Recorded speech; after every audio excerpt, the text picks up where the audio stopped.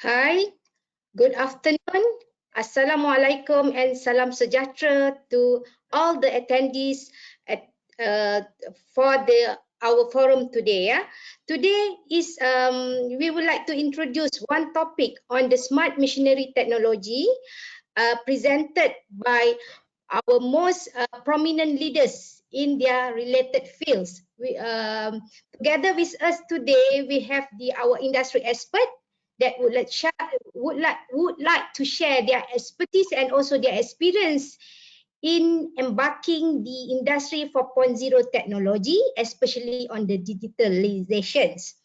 So actually, MEPN is the initiative is the productivity nexus for the machinery and equipment initiated by the government, and that it's driven by the industries and supported by the government.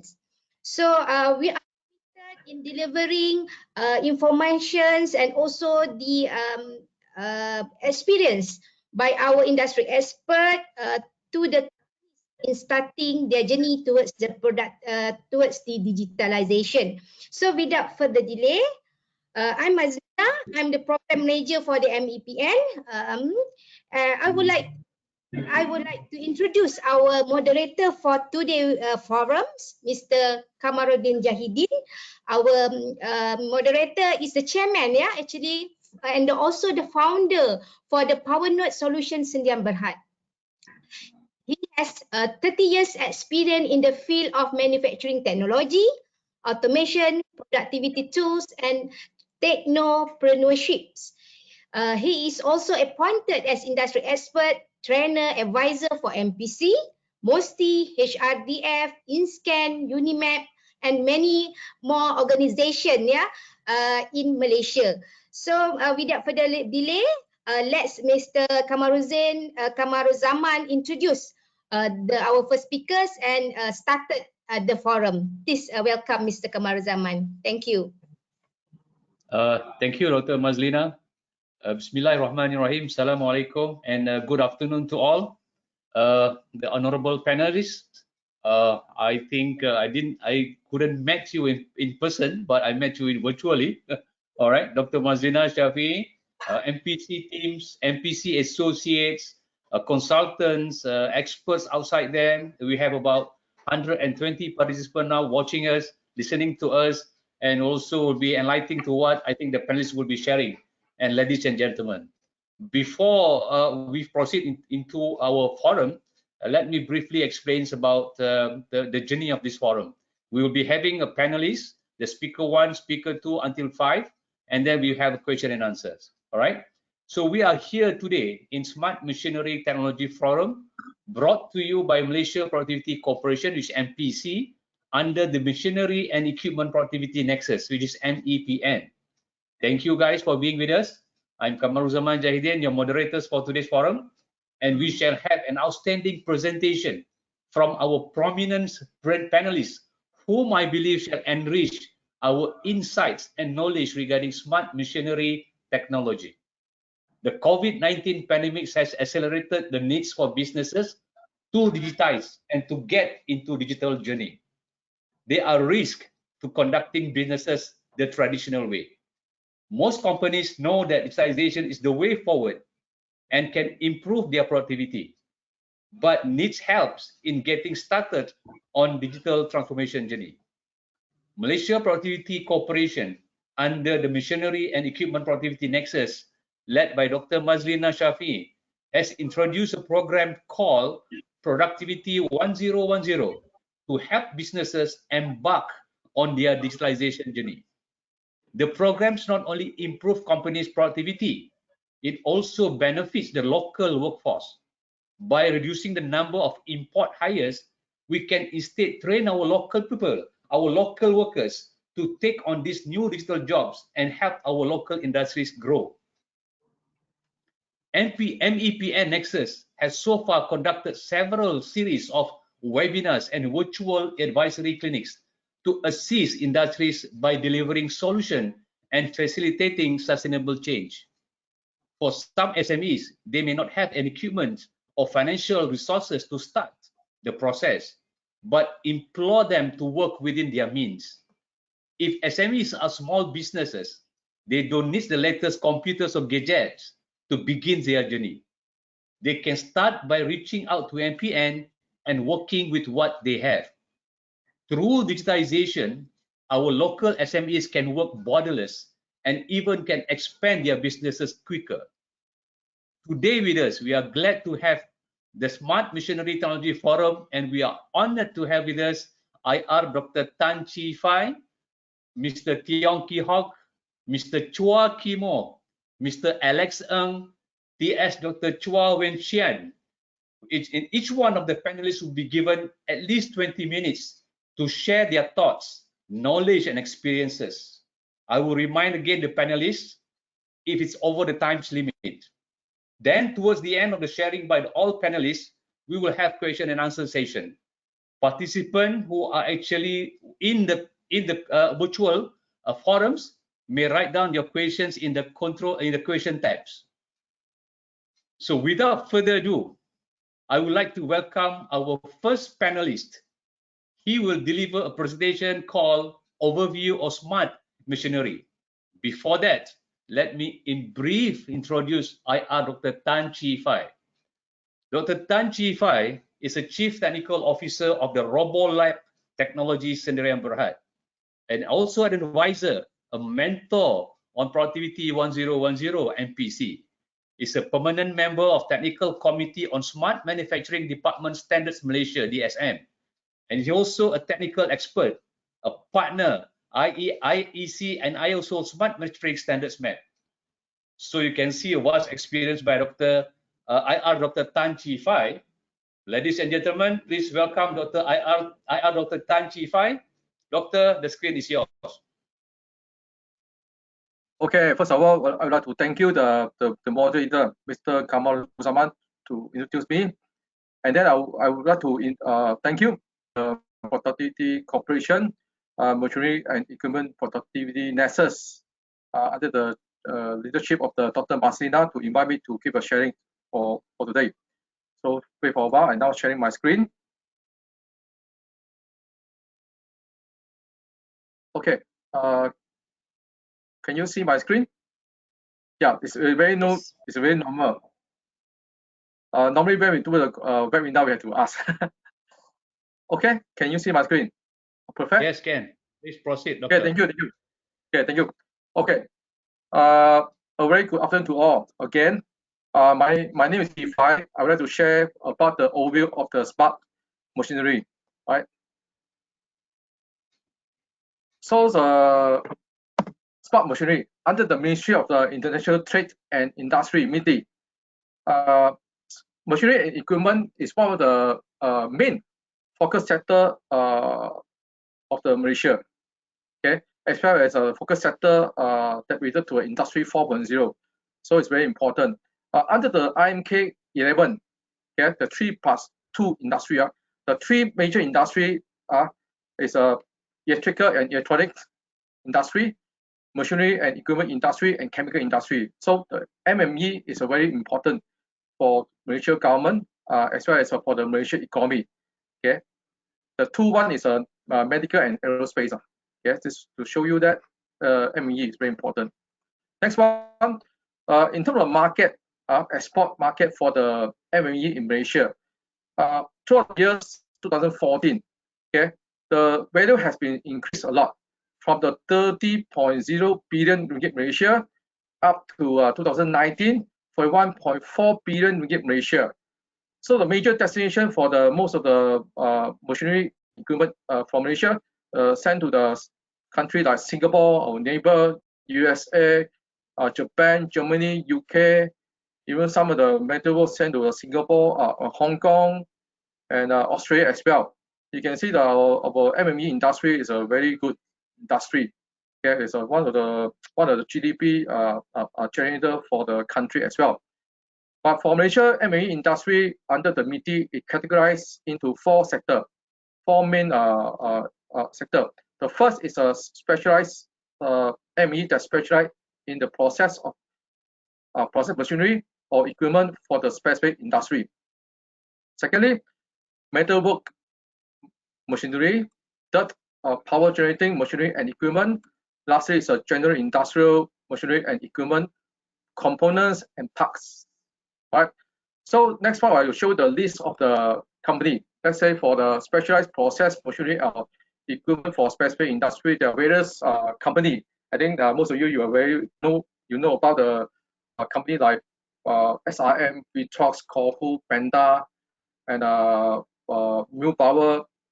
There's a mix between the local ME as well as a foreign ME in Malaysia, as well as oil and gas. We have the Asia Flex, we have the Scientific Energy, with TT Vision, Great Tech Integration. These two also involved in the E&E industry as well.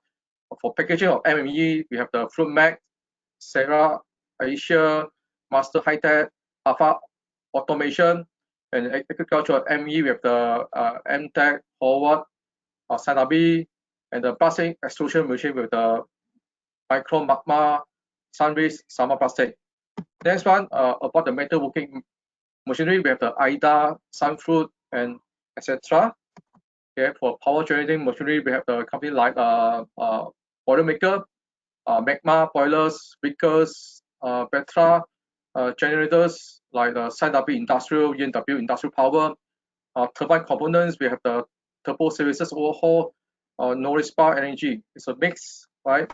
And then lastly is a general industrial machinery and equipment, component and parts. Okay, maybe some of you from the virtual online, you are in this field industry. So for lastly, the last one, we have the elevators manufacturer like MS Elevators, is very well known. UWC, we have the conveyors factory automation like Tsinghua, Flexmove, Alpha Tech, TSMR, my friend, Brandon Master, Great Tech, with aircon like Tuhan Push, is a big scale of aircon, pressure vessel like the Juta Sama, Magma, cooling tower. We have the PAC cooling tank, PEM water, and cranes with the Fabio Franco. Fabio Franco actually is the owner, is a chairman of the Machinery and Equipment Productivity Nexus. He's a chairman for this group, MEPN. Okay. Next one, I will try to show you. Of course, there's more companies that are not listed in here. It's a hidden champion as well for Malaysia ME industry. Next one, I will start to show the report by the Index Mundi about the machinery and transport equipment in terms of the percentage of value added in manufacturing. So Malaysia, not so bad. We are under the indicator of 31. The best among the world is fall under our neighbor, Singapore. Okay. In this worldwide map, it shows that the darker the color means of the higher value added in the manufacturing in terms of the machinery and transport equipment. Right. Next one is to show you what happened now. This is the graph since June 2020. It's during the pandemic time until May 2021. You can see the trend of the MME machinery equipment and part for export, right, is dropping up and down and down. And then of course we thought that in the March we bounced back, but anyway, since the COVID-19 become very serious, right, it become the dropping. Until now, I think most of the Grand Valley area, the industry is not able to operate, right. That's why you can see the percentage is dropping, the number volume is dropping. So for in general, from in the market, right, in the industry, now we are moving from the manufacturing towards the so-called info-facturing. Info-facturing means that data-driven industry. Okay, you can look at the left-hand side. There's a various potential player, like maybe you are in the terminal and component segment, right? Maybe some of you are from network, some of you provide services on cloud, some of you, or majority for you, are under the system integration segment, and some of you are under the application. There are 4 models in the industry now. The first model is a service-based solution provider, like the company like Nextcom, Avantech, Siemens, Delta, Perkov, etc. You can see the color scheme, right? It means that depend the player, where's the player are, based on color scheme. Okay, and then the model 2 is a original system manufacturing, OSM. Okay, as well as you can see that we in the center we have the ODM, original design manufacturing. This is fall under the company like Foxconn, Siltera, and FFB. Okay. Thirdly is a service-based brand. Okay, you can see the color scheme. Where are you from? Where are you? Where is your segment? You're more to what? Okay. For Model 3, it's a more service-based brand, like the Dell, Asus, HP. And lastly is a service integrator. This one more related to the, let's say, your 7-Eleven family, Family Mart, and etc. A service provider. You can see the last one, Model 4, is more related to the application services. And then of course, it's all also depend on the system integrator to integrate the software and the hardware all together and go to cloud and the network as well. Okay, but so far you can see Model 4 is not like the Model 3. Model 3 you will very much depend on because the service based, so you need to have some information because in manufacturing, right? You need to get information from the terminal and component like sensors, gateway, etc. to retrieve the information from the shop floor, and then throughout the network and cloud and provide the services to the entire ecosystem. So for the smart machinery industry ecosystem, right, now it's definitely to define the smart machinery, actually from a point of view is that you need to have a smart technology element that able to embed it into the machine itself. The smart technology like the smart sensors with the IoT, with the gateway, with the edge computing, and etc. Or AI, they're able to embed it into the machine, right?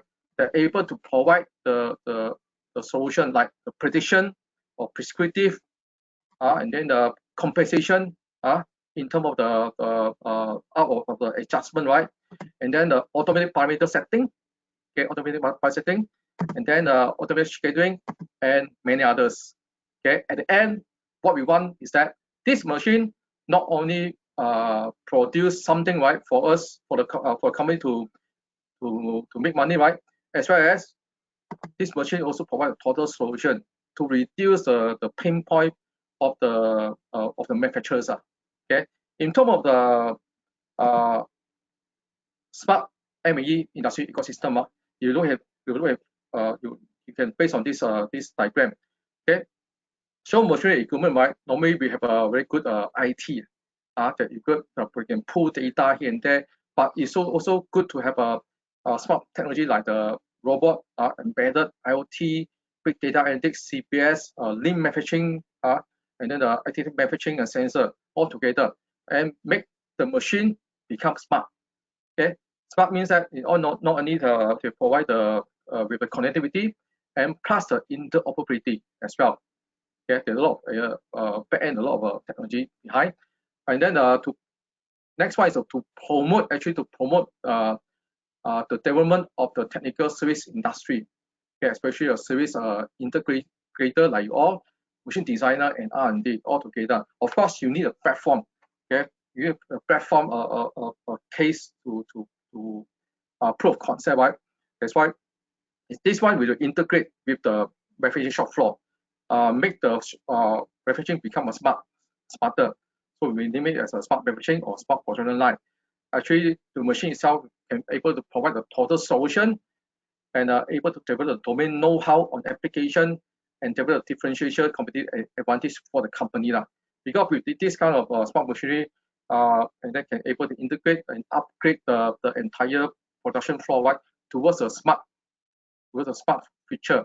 Of course, this one will also very much integrate with the customer and product services all together to provide the service with the innovation, branding, customization, and smart. Of course, ultimate goal for this smart machinery initiative not only provide the local to support the local industry, E&E industry, ME industry, and others, right, as well as for export market. Okay, it means to uphold the value of the local machine manufacturer to a certain level, because it means that our Malaysia machinery, right, already with the industry 4.0 ready, so the machine can easily to export to other countries as well. So the initiative is the first one is actually to industrialize of the smart machinery. So we hope that the Malaysia industry can support to develop the solution for the smart machinery and build a smart machinery industry ecosystem in Malaysia. The next one also to push forward the local Malaysia the factory towards a future factory. It means to digitalization by applying the smart machinery solution. Of course, you can focus on the main industry first for the trial run, POC, and implementation.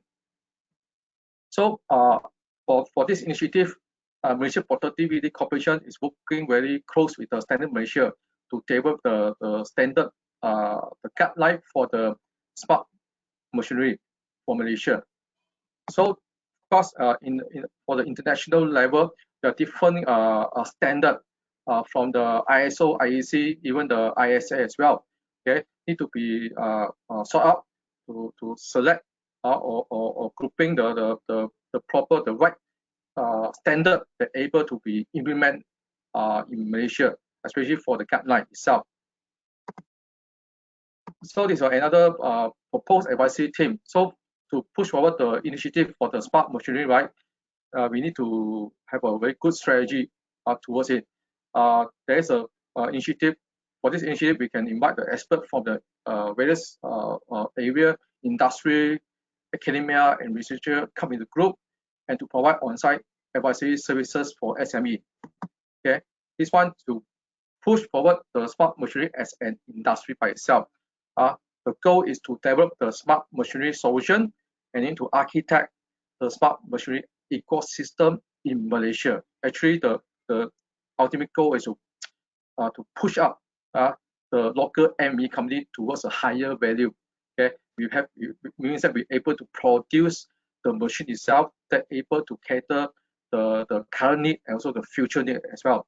So the maker is more focused on the industrial function improvement. So next one, we also thinking about to cultivate the local system integrator towards this direction. Okay, and then to link up the smart machinery that produced in Malaysia with the industry in Malaysia.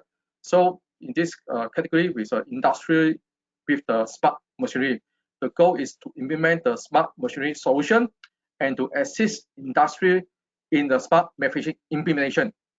Right, so that you can see that we produce the machine that cater the local need, based on the local standard and etc. The user, what the user looking at is a productivity improvement. So with a team of the expert from industry, academia, and researcher, we're able to coaching these two, right? These two sections, okay, with the advisory team, consists of the smart manufacturing consultant plus the smart manufacturing service provider. Actually, as I said, the ultimate goal is to nurture the local machinery and equipment player, okay, towards a higher value of the supply chain. Ultimate goal, of course, everyone can get profit, and of course, another ultimate goal is that able to push up the Malaysia economy and increase the GDP growth. This is the aim for now. And then hopefully you all as an industry can support this initiative to build the local MME ecosystem in Malaysia. And that's all for my presentation of today. Thank you. Thank you, Dr. Tan. A very eye-opening speech and presentations for a smart machinery. I got few words that I learned today from manufacturing to info-facturing. So, guys, I think you can see a big opportunities that there will be spin-off from this machinery, smart machinery, which is cloud businesses, which you can focus to open up a cloud just only for manufacturing or maybe for machinery. So, and then one more thing that I like to take so consideration is on the info factoring is that the data driven.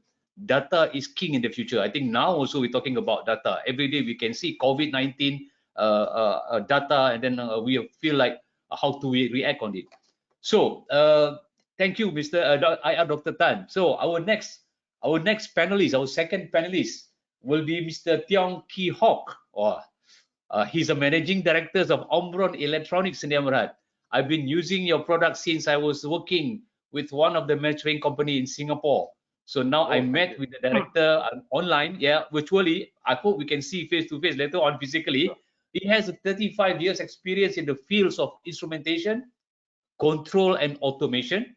He's also a president of Malaysia Automation Technology Association, MATA, and he's a work group leader for talents and manpower development in NEP and MPC. So, ladies and gentlemen, clear our minds and let us focus on Mr. Tiong Khe Hock presentation. The screen is yours, Mr. Tiong. Thank you very much, Mr. Kamaruzaman, and it's for this introduction. And ladies and gentlemen out there, I'm very glad and I'm honored to be here online and to meet to share my presentation with you. So let me just now share my screen.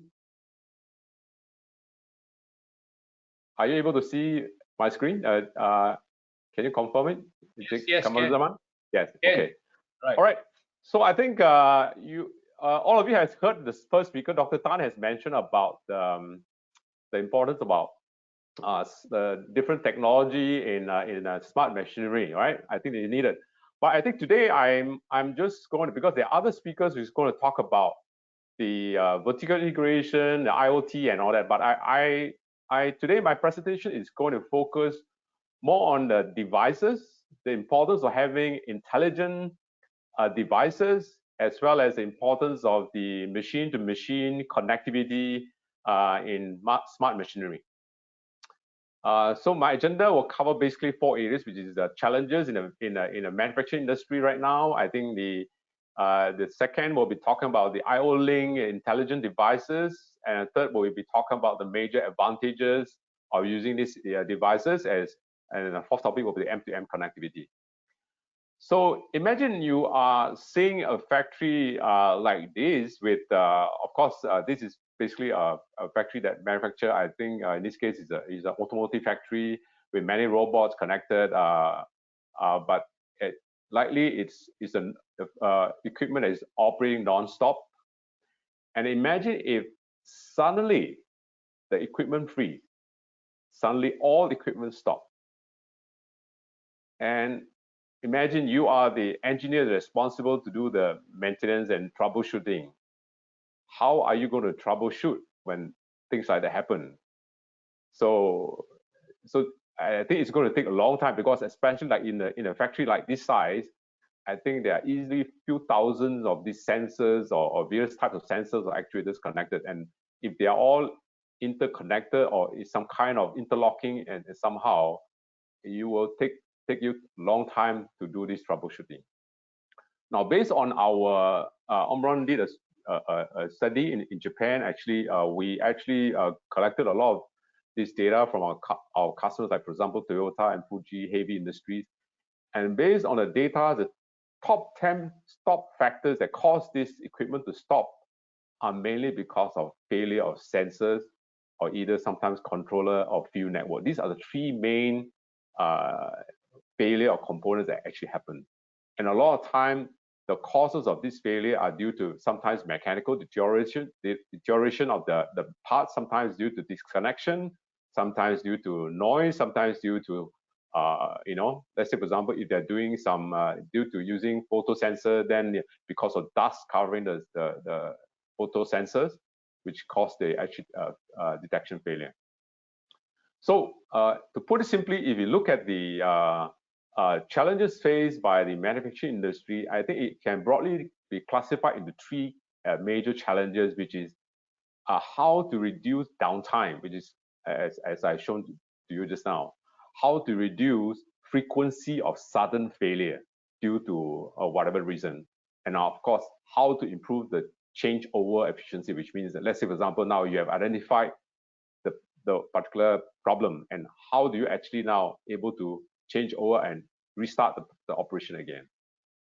So so with that, I would like to now today to talk about the importance of having these intelligent devices, having this IO link features, which is one of the communication technology that is available.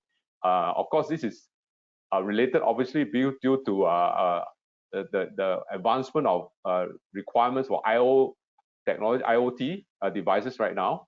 I think when you look at this IO link principle, working principle, it's actually it's not to say very sophisticated. Basically, it's just a 3-wire point-to-point communication. It's actually only a 3-wire point-to-point. It's not even it's not what I call very sophisticated in that sense. It's not really a field bus. It's not a field bus, but it's a communication with for the sensors with the intelligence, so at least a lot of information you can actually collect with this IO link communication, because a lot of data you can collect from here. All right. So give you an example, like a lot of these sensors that are available, like for example, as in the picture show here, is like a photoelectric sensor will look like this. And of course, let's say, for example, a proximity sensor, or for example, pressure sensor, flow sensor, or safety light curtains. You have also position sensors on the actuators and motor controller, and as well as your regulators. All these are devices which can be fitted with this IO link communication, what they call capability. So with this capability, you are able to configure to be able to connect all these sensors together through what we call an IO link master. And of course, with this IO link master, this system will enable you to capture a lot of useful information for you to do what we call later the benefits that I'm going to share with you. All right. A simple configuration, if you wanted to have a what they call extended, because of the length and all that, I think let's say for example you have some sensors which is you are using IO link, but some sensors are what they call, you want to mix between an IO link sensor and a non-IO link sensor. Then one of the considerations is you can actually use an IO link slave to do it. That will enable you to actually covers a little bit longer distance, a wider range. All right. So what are the major advantages that we can see through this IO link? What they call features, you are able to do predictive maintenance. In that sense, that if I give an example, like for example here, this is a sensor using a proximity sensor, which was set according to the object correctly at the beginning. All right. But over time, because of the equipment, let's say, for example, rattling or wobbling of the equipment, and then this sensing object have or remove out of their position. So it could be either moving closer to the proximity sensor or moving away from the proximity sensor, and this can actually cause the failure that we have explained just now. All right. So this is only possible unless you go and check physically every one of these by the what call operator or the engineers. Otherwise, it is most of the time very difficult to detect this problem. All right. So if you have this IO link, what they call features inside here, so we are able to actually detect, measure the distance, and able to give alarm, and to prevent this from happening. All right. So the other possibility that you can do is actually, like, for example, in this case, you are using a proxy sensor. How this can be done is that you can actually set the range where this, once the object actually move within too close to this sensor or too far away from this sensor, it will give an alarm. So with this, we are able to actually prevent this kind of problems happening in the sensor. Another example is, for example, you are using photo sensor. Photo sensor, a lot of time you have this photo window here, which is gives you a light, emitting light. Of course, this area can be over time can be covered because of contamination from the environment. So I think as a result of this contamination of this dust covering, so the intensity of this light will drop over time, and once it drops below a certain level, it actually will cause a detection failure. So to prevent this from happening, I think one of the ways is actually for this sensor to have the intelligence to be able to set certain range. Once it fall below, the light intensity fall below this range, to actually give an alarm. So at least you can do whatever remedial action, either to clean the sensor or find whether is there a faulty sensor. All right. The other area that we can do with this, once you have an intelligent sensor with IO link features, is that you can sense whether there is any short circuit in I/O cables, whether is there any failure within the sensor power circuit, short circuit as well. There are various kinds of short circuits. You can check whether the I/O link is able to detect whether there is any short circuit in this cable. Of course, also if there is any malfunction, we are able to do any quick auto recovery, because I think because the system is connected, it's very smart. So you're able to find out which area is the malfunction, which particular sensor has failed. So as I mentioned just now, so because we are able to detect this problem, we are able to reduce the downtime, because immediately, let's say for example, as I mentioned just now, in that situation, the system is able to point to you exactly which sensor has failed from the system, because of the intelligence built in, because each I/O link sensor has got its own device ID linked to it, right? Because of these I/O link features. Like for example, I give you an example here, and this device which has got a device ID, and supposing you are trying to fit in another make or another brand of device which is different from this one, obviously. Maybe the device ID is the same, but the vendor ID is different. So obviously it will not match, and obviously it will tell you that this is not the right sensor. So by having that way, so which means that it will. So when you are doing all your setting originally in the system, so you do not need to change any setting when you replace a sensor. That will actually reduce your change over time. You just get the same ones from the same manufacturer, and then you just connect it up, and you are able to do all the auto setting. So what it means with having all this smart sensor with you is that you're able to reduce your downtime, you're able to do predictive maintenance, you are also able to reduce your change over time. All right. Next, I would like to talk about the M2M connectivity. Machine-to-machine connectivity is a technology that has been around for some time, because it actually basically it's different from the IoT that we talk about. Actually, M2M has been around since the early days, when we talk about, if you are familiar with what we call the telemetry technology system, where the communication for M2M is primarily a point-to-point kind of communication. Of course, this M2M has evolved over time. Of course, in the beginning, this is primarily making use of to communicate between sensors, machines, and hardware, embedded hardware sometimes, using primarily a lot of time using cellular, especially when you are doing remote locations, either through a cellular or through a wired network. So basically it is unlike IoT, which is usually connected to a network. This is M2M, is usually connected using point-to-point communication. Of course, this device sometimes may not necessarily require internet connection, and a lot of time actually it's between single machine to machine. All right. So to give you an example of how M2M application in a manufacturing is done, like for example, when you have this machine shop where you have different kind of machine together, I think the conventional system is to have computers which is networked together, and then this to gather all this data. The other ways to go about is to have what they call, we can make use of wireless LAN. We can make use of especially right now, I think these days, together with 5G that's coming in, it is now very easy for us to actually put in embedded, for example, sensors to these machines, to able to connect up easily through this M2M what they call network. So we are able to do all this, for example, all different kind of machine to do this kind of, like for example, in this architecture, you are able to do all this sharing of data between machine to machine on these areas of the data. All right, like for example, beside manufacturing, you are also able to see this M2M being widely used in the retail area, like for example, in vending machines. All right, vending machine, when the for example, some stock of particular product actually run low, actually is able to send a signal to the command center to tell them they need some parts to replace, and then that's how the communication is done. For example, in the banking industry, like ATM machines, how this is being done M2M. All right, in the utility, right, using telemetry, for example, in smart meters. Logistic, for example, is being used for asset tracking, in healthcare, in telemedicine. All right, so this is an important aspect, for example, for our machine builder, if they are looking at for example, looking at this, how to ensure connectivity between machine to machine.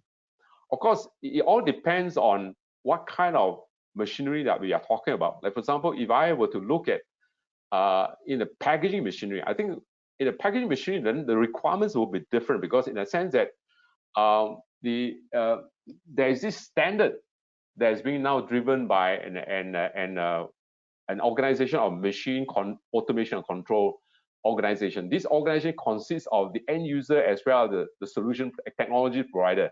And they actually came out with a system which is actually defined the standard programming programming language for automated machines. So the main purpose, it has got its own standard, industry standard. The main purpose, actually, the value is actually to improve flexibility as well as to improve capability and to reduce system integration costs. I'll give you an example. Like, for example, if you have a device which is different devices, which is different running on different program, to integrate all this together, I think you have an endless problem to connect all this together. So if you're all using the same set of tag, what they call standardized tag system, how they program the tag, then obviously to connect all this will be a lot simpler. To give you an example, how the key features of PAC-ML is that they are using a common tag structure. The common tag structure will enable them to have a connect a pack or something similar to a plug and play kind of functionality. Now, of course, also to be able to ensure functional interoperability between different vendor, machine from different vendor. Now, of course, also to ensure consistent look and feel across the plant floor. And of course, also because of this consistent tag structure and connection, it is easy to actually connect to the MES or enterprise system. So the key benefits of having this kind of machine-to-machine using this PAC-ML system is that it will ensure a lower integration cost of machine between different vendors. It will ensure lower training costs, because I think because of similar look and feel, I think the operator training will be less, and then I think less error will happen. And it's easier to maintain. There's lower total cost of ownership, and easier, as I said just now, to do a vertical or horizontal integration. And there is also, of course, a faster development and debug time. So this organization right now, actually you can see from here, is actually also driven by a lot of the end user, like for example Nestle, for example Pepsi Cola and Procter & Gamble. These are the big end user which are driving this what they call requirements to standardize on the what they call communication between the what they call, especially in the packaging area, to use PAC-ML. Of course, Omron is one of the supporting technology provider in this organization, together with other what they call technology providers like SMC and Siemens and all that. Yeah. So the way forward, I would say that local machine manufacturers are obviously encouraged to adopt the latest IO-Link intelligent devices and M2M communication technology. I think the main purpose obviously is to add value to the current machine design, of course, to differentiate from their competitors, and of course also because with the intelligent devices, they are able to perhaps also improve the value streams through able to provide, let's say, for example, predictive or preventive kind of maintenance of their services. All right, with that, I think that I will conclude my presentation for today. I will hand over to our moderator, Kamaruzaman. Thank you very much. All right. Thank you, Mr. Tiong. Oh, thank you. A very insightful presentation. I learned a lot today. I hope the participants as well learn a lot from Mr. Tiong. And as what Mr. Tiong mentioned early at the first stage of the presentation, he said a reduced downtime. So there's a pain point in most of the manufacturing who's having a machine. Yeah. Their problem is the downtime. I will still remember when I was working with one of the multinational companies, we are having a huge numbers of time reduced. I mean downtime. So we couldn't help, because on that time we don't have that much of technologies that what we have now currently. So I think we have to move forward. Thanks again, Mr. Tiong. Thank you. Thank you. Our third panelist, Mr. Chua Kee Moh. He will be talking about how to make your machine smarter. All right. So I'd like to hear that, Mr. Chua. Normally, what we understand is that IoT will help the machines, us to monitor the machines, to control the machines, and slowly to optimize the machines, and finally to make the machines to become autonomous. So let me introduce Mr. Chua Kee Moh. He's a managing director of Bistanika Sdn Bhd.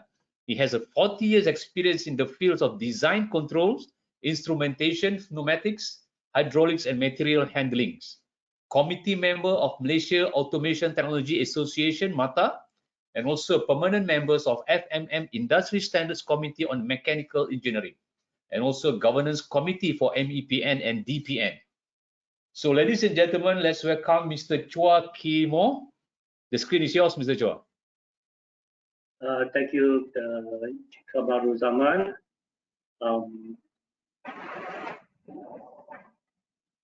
Okay, can you confirm that you are seeing my screen now? Yes, Ken, please proceed. Okay, good. Okay, so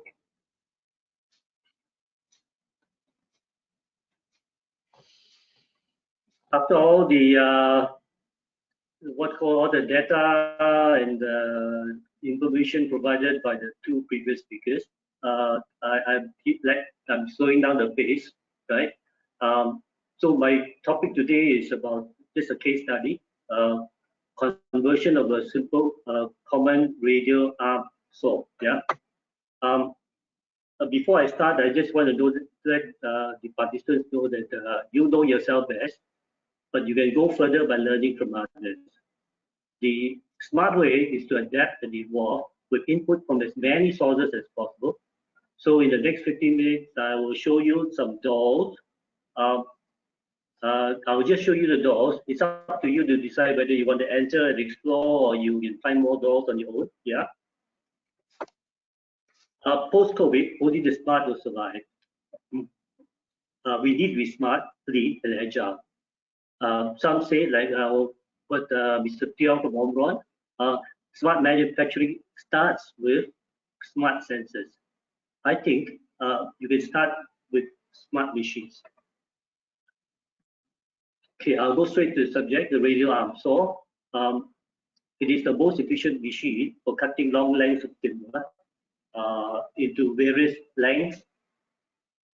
We call that a crosscut. This is the radio arm saw. Basically, as a pillar, as a radio arm, and then there's a circular saw attached to it. We can slide up and down. But because this radio arm can be swiveled, and the circular saw itself can be rotated, the same machine can be used for rig cuts, panel cuts, as well as meter cuts.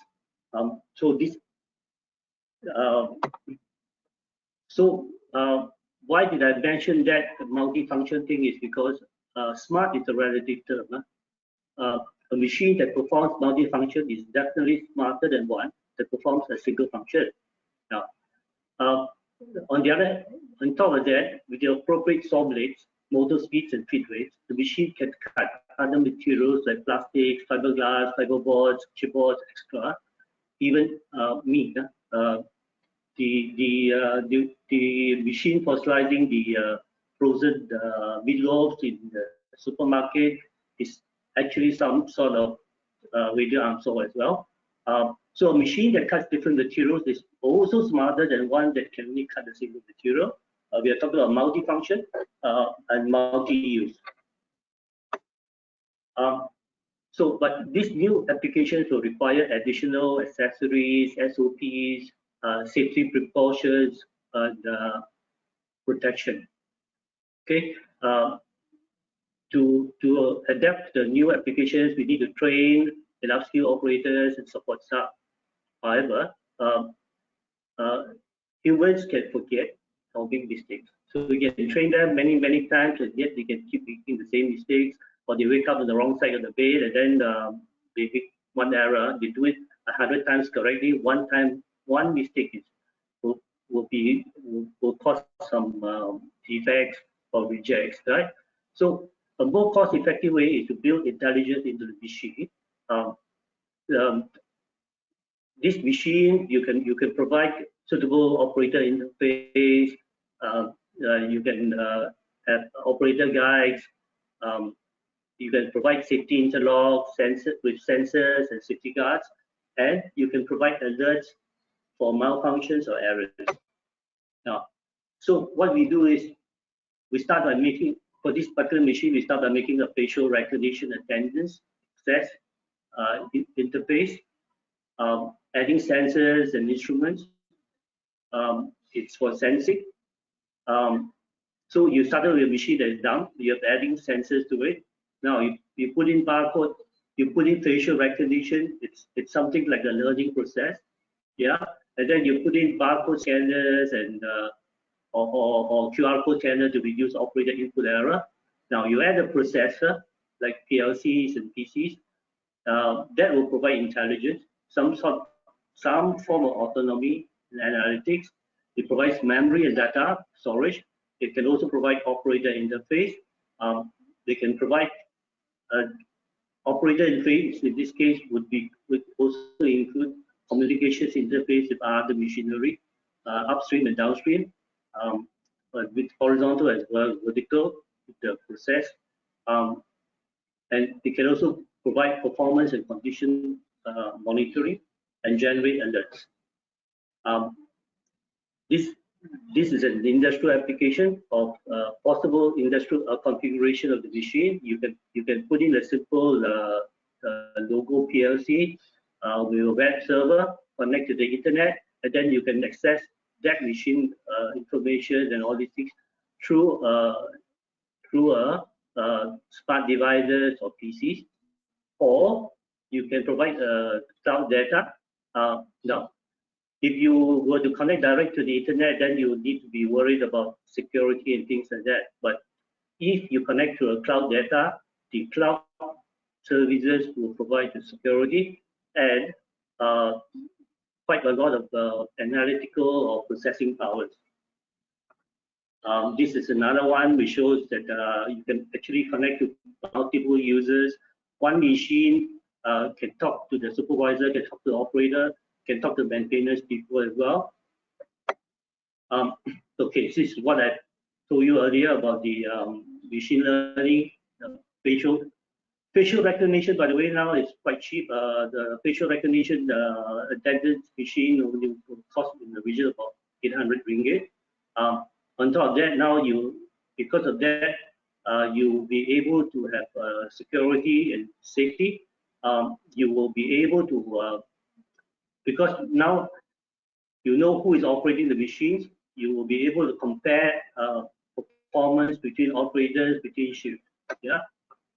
Now, when you add a PC station, it's possible to provide a full interactive operations and maintenance manual.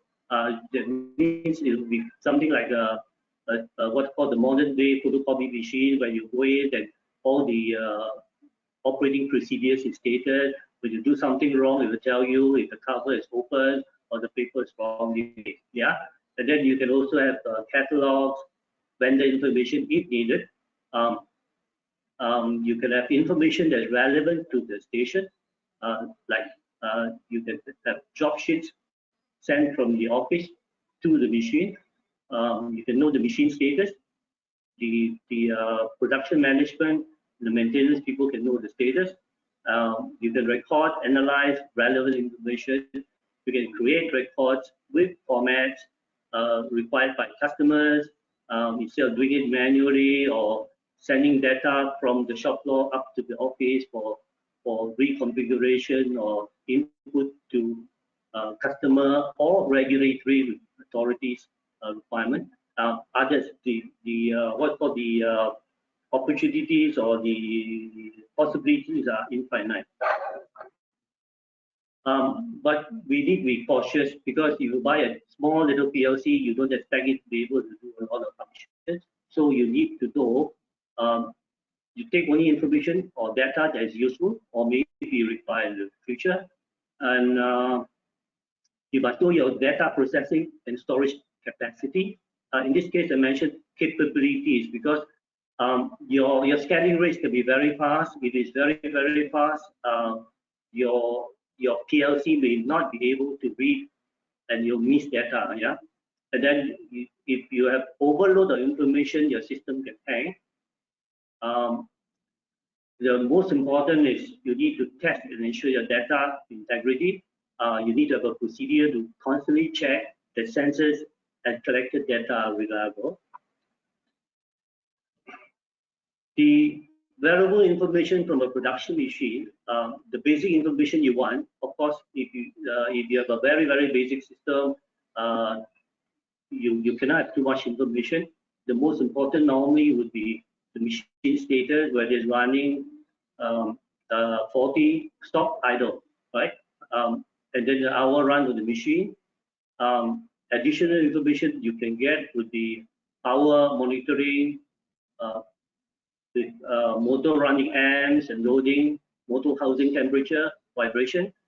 In this case, we are talking about a blade, a saw blade, circular saw. So we are talking about the saw blade temperature as well. Now, this, for example, is a very simple device. Typically now the low-end power monitor costs only about 500 ringgit, and it comes with communication capabilities.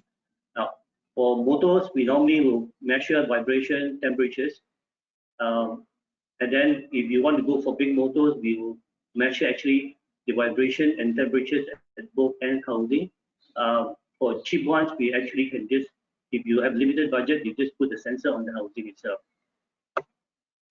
Now, higher end information, higher level information would be saw blade tracking. Earlier, I mentioned that you can use the same saw for cutting different materials. Now, so you may have what's called inventory of different types of saw blades.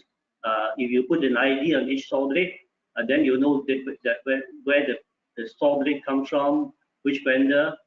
You can track the hour run, and then if you know how many hours it needs before service or sharpening, when the time comes, the system will be able to alert you. Yeah, and then OEE related information would be like cycle time tracking, number of cuts. To know the number of cuts, you need to add sensors and switches on the saw. Job tracking, time up, down time, idle time, and service record. Now, other improvements possible would be like to add extraction systems, auto dampers. Extraction system is for safety and for environmental control. Auto dampers is probably for energy savings. Yeah, and then you can add a hydrodynamic cylinder and actuator for the saw. You can add auto feeding and discharge system, and you can add material sensors and coding wheels, type of length measurements.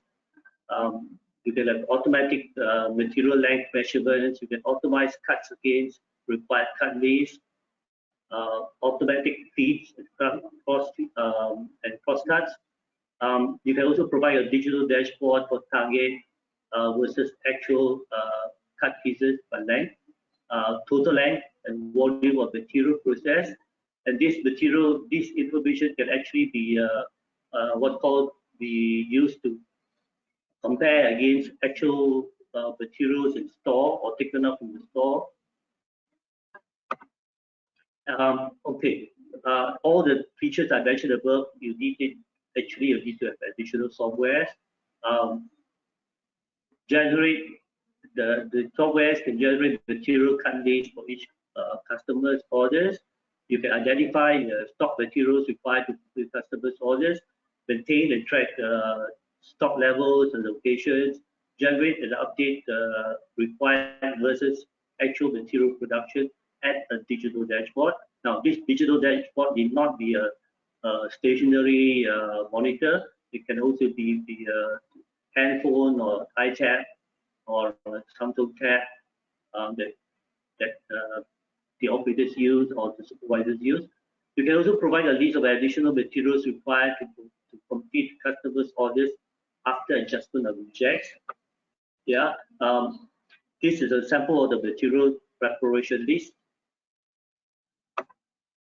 If you go further, you can add network interface, so the machine can communicate with other machines with communication. And then you can communicate with other processes within the production shop floor, which is horizontal integration. And if it's within the factory, production warehouse, maintenance, administration, extra, there's horizontal integration as well. Now, you can also provide, you can also communicate with outside systems like raw materials and supply vendors and customers. So some customers would like to know the progress of their order, at what stage when they can expect delivery. Yeah. So logistics as well, because there are factories that actually run from shop floor straight to container for transport and shipment without any warehousing requirement. Yeah. And others, so opportunities are there. It's all up to you to explore. Now, going beyond the machine, the cross-cut machine sometimes, or for timber industries, they are normally used in conjunction with sorting, grading, processing station. So that will be under mechanization and automating. It means from beyond the machine, you can actually automate the entire workstation to reduce operator effort and increase throughput. Yeah. So for this particular, this is an actual job that actual proposal that I make. So for this particular proposal, I've added the gantry mounted pneumatic lifter, incline skate rollers, extra. We show it in the next diagram here. So this is where the raw materials comes in the stack. It's transferred with conveyors. It's fed through the cross-cut machine here. Yeah. And then, of course, after going through the cross-cut machine, it can be distributed to the various stacks in terms of length.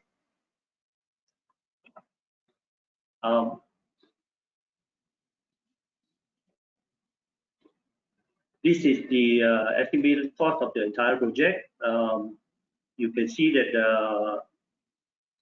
for this project, okay, but for this particular job, we are talking about the entire workstation, cross sorting and cross-cut workstation. In this particular job, our total cost of the basic requirement is about 90,000. Assuming manpower savings per year of manpower at the cost of 24,000 a year, the ROI is 3.7 years. Yeah. Okay. So in summary, how smart can we make the simple cross radial arm saw? Yeah. We can add the sensors, which is making it smarter. We can do self-monitoring and health performance. Self-monitoring of health and performance. We can make it from single function to multi-function.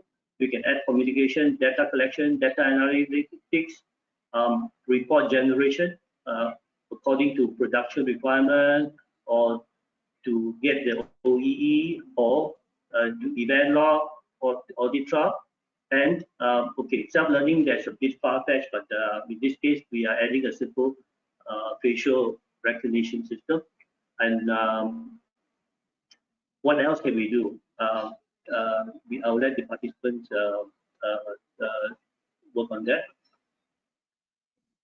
So with that, this is the end of my presentation.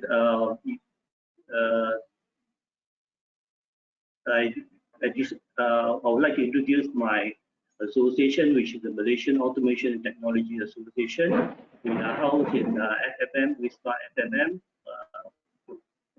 WISPA SMM Secretariat is also our secretariat. Yeah, and okay, that's the end of my presentation. All right. Thank you, Mr. Chua.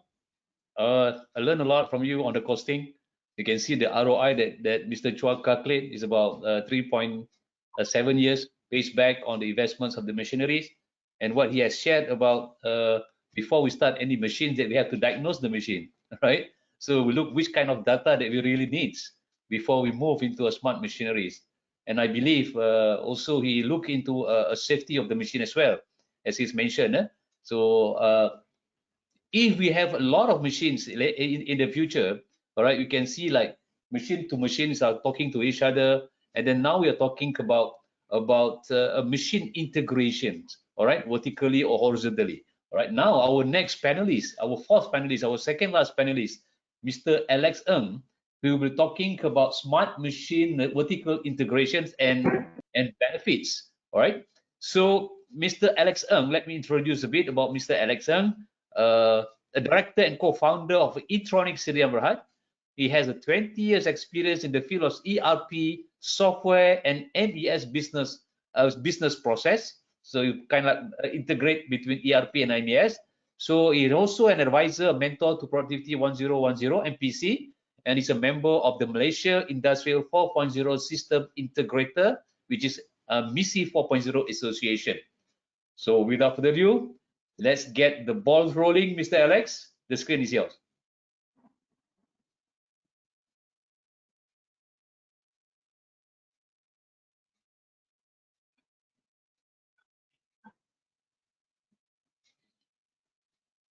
All right. Hello. Yeah, Mr. Kamaruzaman, can you see my screen now? Yeah, can proceed. Okay. Thank you, Mr. Kamaruzaman. Thanks for the very powerful introduction about me. Okay. Ladies and gentlemen, my name is Alex. I'm from Etronix. Okay. I think from just now, a few speakers they already talk about smart machines, like Mr. Chua giving a very good case study about how they turns the very common radial arm saw machines into a smart machines. And Mr. Tiong also talk about the IO-Link master, smart sensor, etc. Okay, so I'm going to talk about on the smart machine vertical integrations. So because your machines, after your machine is smarter, okay, you need to learn how to talk to MES level and talk to your enterprise level system like ERP system. Okay, without waiting, let me introduce my agenda. So I think the first agenda, I'm going to talk about the need for the smart machine transformation. Why you need to turn your machine to smarter. Okay, and then secondly, what is the IoT platform? Okay, as a technology stack, as value is a driver. Okay, to plan your IoT platform for your industrial machinery and equipment. Okay, so I think the first two agendas to talk about what you need, and then how you want to do, and then third is you need to know how to plan this IoT platform for your smart machines, and last is talk about the benefits. Okay, the potential benefit for your smart machinery transformations. Okay, so traditionally, I think many industrial equipments and machineries companies, okay, so they are focused on selling of the hardware, meaning that selling the machines, selling the components. Okay, I think many of them, they have actually enjoyed the success of the business because of the quality of the products. Okay, but these days of the things, right? Okay, maybe have to come to an end because of the three powerful developments. Okay, if you see from a research done by McKinsey, okay, so this is actually a research they done for those industrial machinery and equipment makers.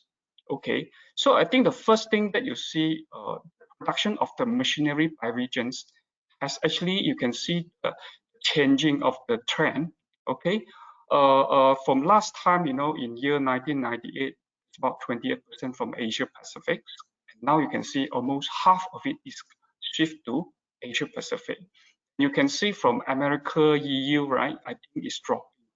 So we can see actually there is an intensive competition, especially from China. Okay, so if we see many competition, what does it mean?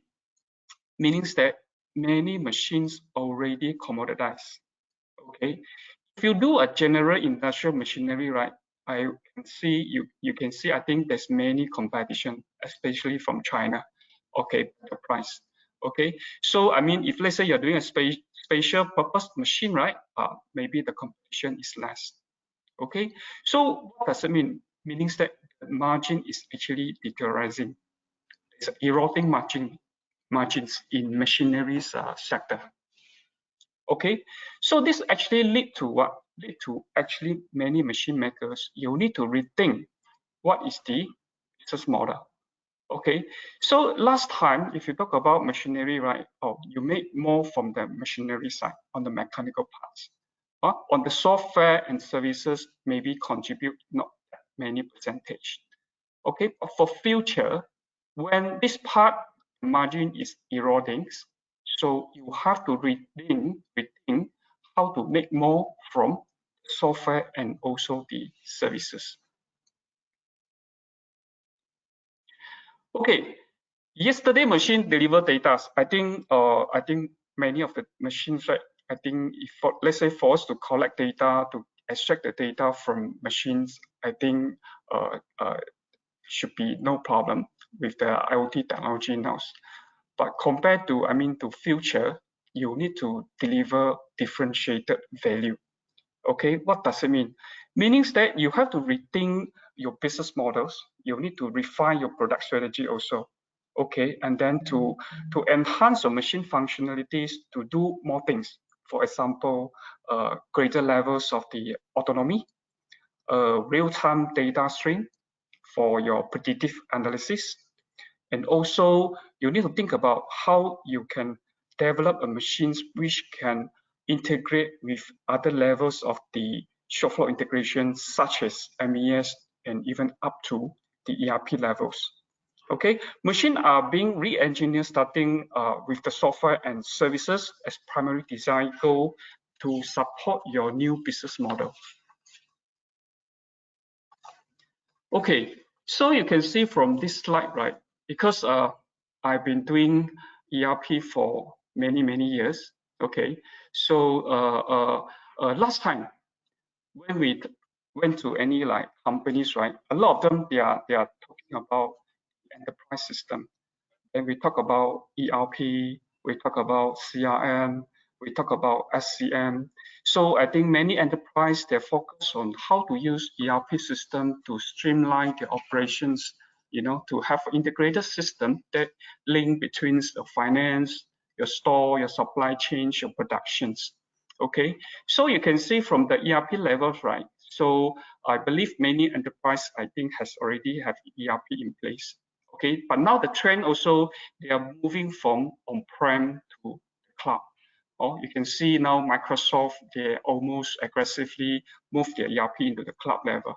Okay, so on the field level side, okay, we talk about OT system.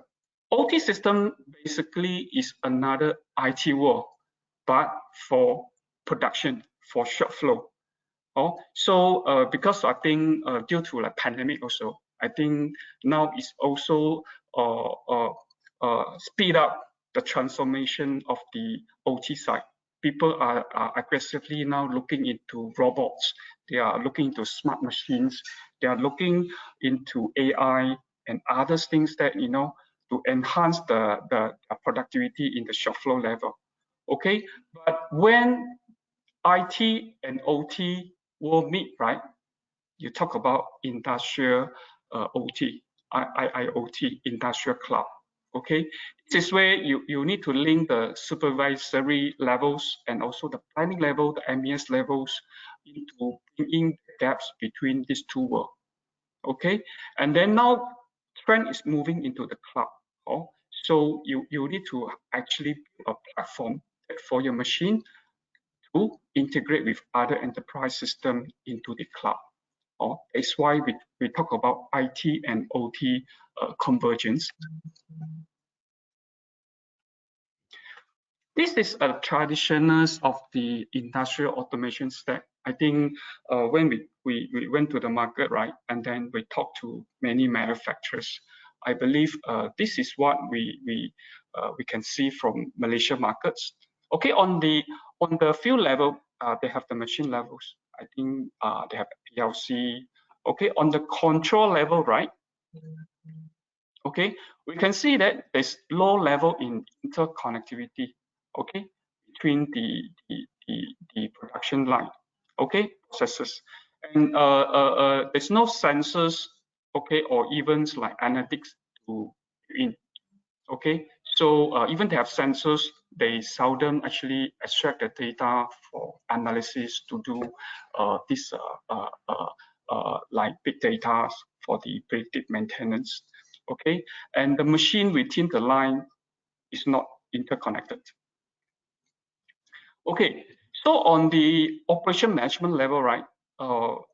Only certain industry in Malaysia we can see have MES level. I think if you talk about electronics, if you talk about semiconductors, I think to run their business, I think it's quite common that they need to have the MES in the betweens to link to their machines and also the enterprise system. But if we look at very general industry, right? So MES is something quite new to the industry. Okay, that's why the integration to the supply chain and other enterprise system is actually very few. Okay, and as a consequences, right? You can see there is a missing link. Okay, on the operation side, you can see many of the paperworks running around the shop floor. Your job orders, your reject analysis, your IPQA, or your material trackings, right? So in the shop floor is manual. So I can see, talk to many of them that are still running using Excel. So there isn't really integrations from the operation levels even to the enterprise level. So that's why here there's a lot of manual entry data entries from the operation level. They have to key into the enterprise level. Okay, so you can see here now I'm going to share with you like what is the current state, okay, and then what will be the future state. So when the machine makers, right, when you design your machine for your future, right, then what are the things that you should taking care about it. Okay, so if you look at the current one, I mean, the current state actually there are two kind of the categories. So the first category is really very limited in their automations. Okay, so they barely integrate their system, and most of the machines is running in the islands, and then it's operated by hand, and it's very few of the data they actually collected. Okay, so a lot of them, they are using manual way to collect the data. They are using a manual way to calculate their OEE and etc. Those output, they have to record manually, then later on they're keyed into their system. Okay, I think this is quite commonly we see in the markets. Okay, there are some quite high-end automation in place now, right? You can see, they have their line PLC. They're also having their MES. Okay, so the MES also linked to this machine to collect the data or collect to their SCADA to have the data.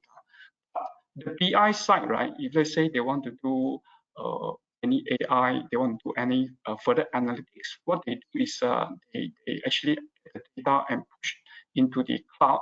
Okay, for example, like this Azure to do certain of the analytics. Okay, so but if you look for the future, right, because cloud is actually the future, or ERP now is moving into cloud. MES is going to moving to cloud because especially when you are having multiple plants cross country, you can't be using every site one MES.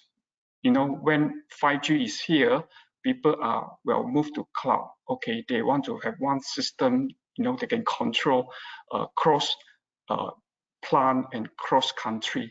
Okay, so cloud platform will be the future.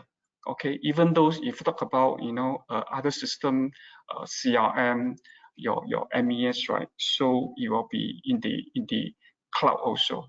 So this will be the future, meaning that in future, for you to develop or to plan your machine, right, you have to plan something that it can work with the cloud applications.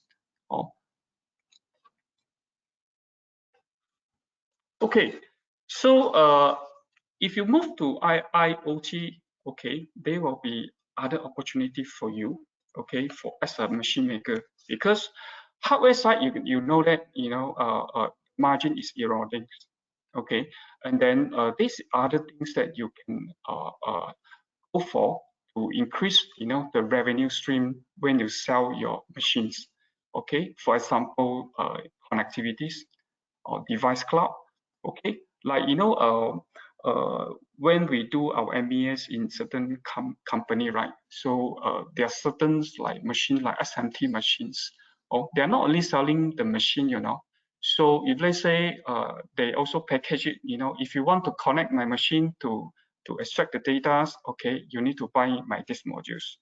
Or if let's say you want to have an OEE, you don't need to develop yourself, you can just plug and play my OEE tools, then you can have this OEE. Okay, so the integration, machine to machine integration, or even those I can have my own material tracking system, my own MES system that you can also buy for me. So the advantage that you buy for me is everything is already integrated. Okay, so you can see now machine maker, I think they are also moving into selling software and also their own application like MES to the customer. So because the machine maker know the business best, then because they have been installed into so many different of their customer, they know what are the customer pain, they know what the problem that customer want to solve.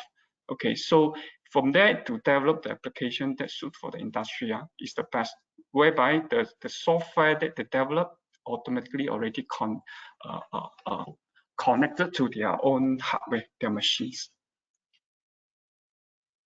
Okay, so to setting up your IoT enabled business model, right? So there are a few areas that as a machine maker you can look into it. I think the first one will be the process optimizations.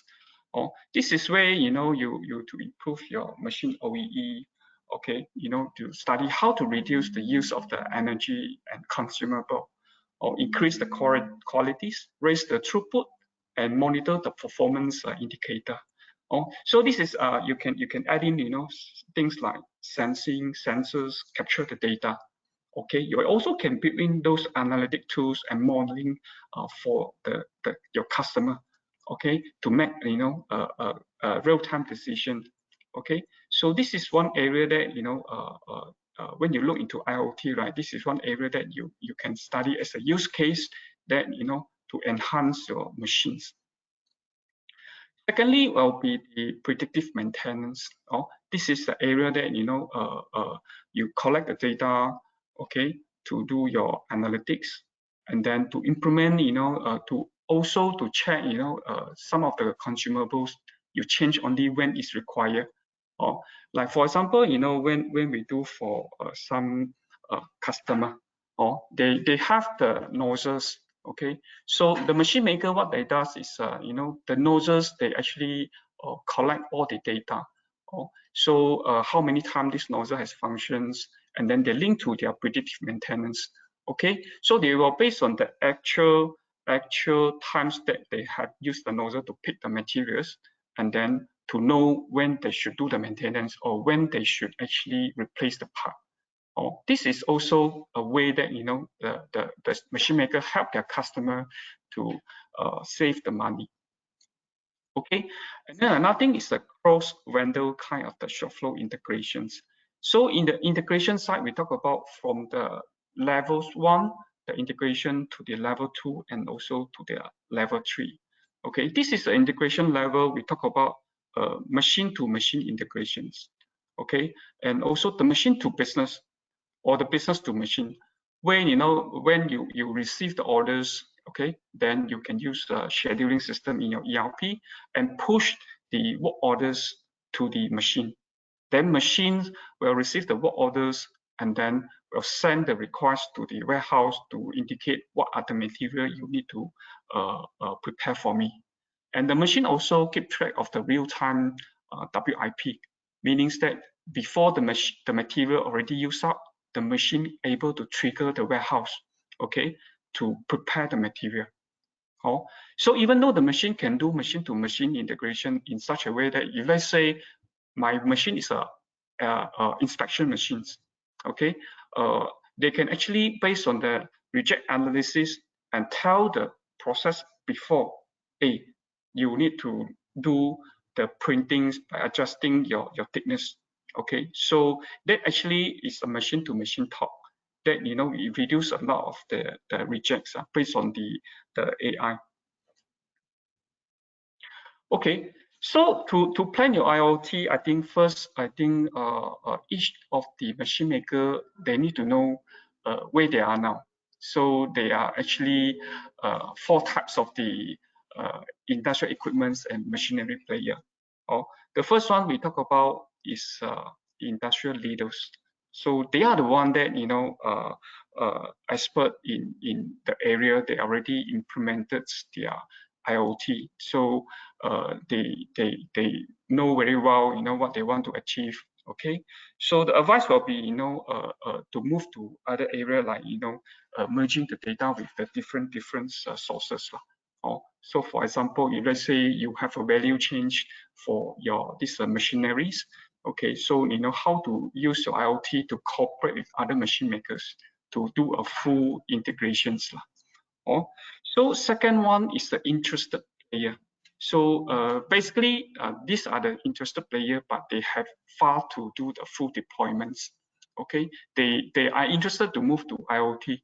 Okay, but they really haven't really have a full plans, you know, or full strategize on how they want to do.